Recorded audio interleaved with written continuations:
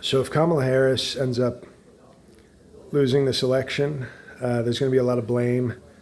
They should have had an open convention. Biden should have resigned a year ago or shouldn't have ever even announced for reelection. The Democrats don't campaign well enough. Oh, they lost Michigan, if they lose Michigan, because of not enough outreach to the Arab American community over Gaza, et cetera, et cetera, et cetera. No.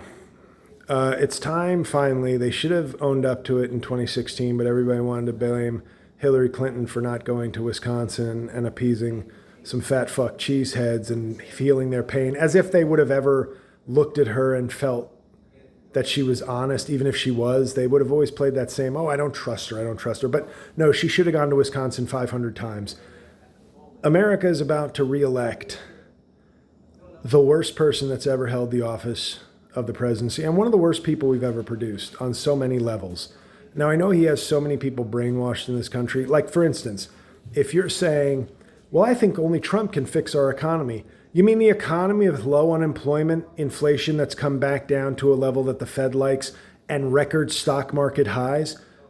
What exactly needs to be fixed there other than your fucking brain and the shows and media you consume that tell you the economy is a disaster? These are blatant lies, but this is what people want to hear. This is what the right and the people in this country on that side want to hear. They want to believe that Democrats are the worst because they want to validate their petty grievances, and Trump amplifies them and makes them feel heard. He's like the Santa Claus. Trump is like the Santa Claus for the petty grievances and the bitter ignorance of so many people in this country. It's like they sit on his lap and say, I'm uncomfortable with some of the immigrants in my town. Well, that's okay. I'll kick them all out and I'll call them animals and savages and filth. Thank you, Santa Trump. That's basically what it is. So we've elected a guy, a 34-time convicted felon, a sexual assaulter, a person who is just of such low class, low leadership qualities, low character, just everything you could possibly not want in a leader. But we've elected him as a country, and it's time to own up to that.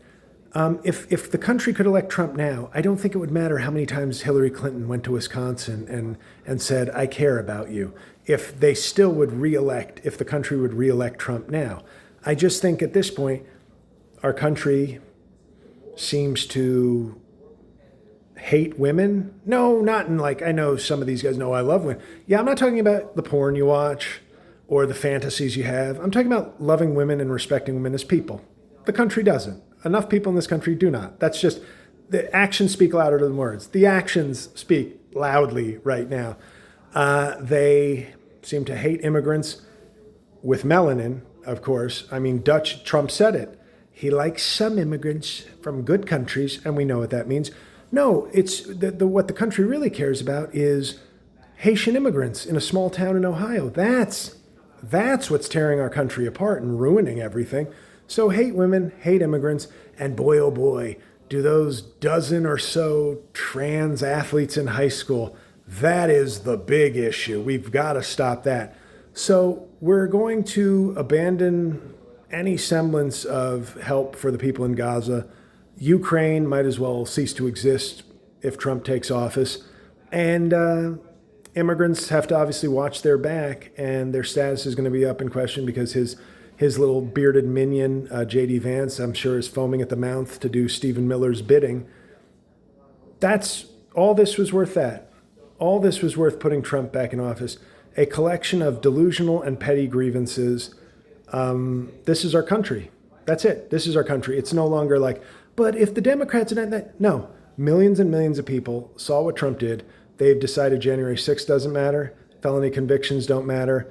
His clearly increasing dementia and slurring of speech, and just, I can't wait to see the next 4 years. What a delusional, basically angry nursing home resident version of Trump does with his hands on the nuclear weapons, with nobody of character or decency around him to stop him from doing all the bullshit he rants about. So congratulations, America. And I don't need to hear everybody going like, a majority voted for her. We didn't vote for her. But this is the country. These are the rules. And he won. So Maybe he won't win. Maybe a miracle will happen. But the writing seems pretty clear that America decided it was hateful enough and, let's be honest, stupid enough to put Trump back in office. So, yay.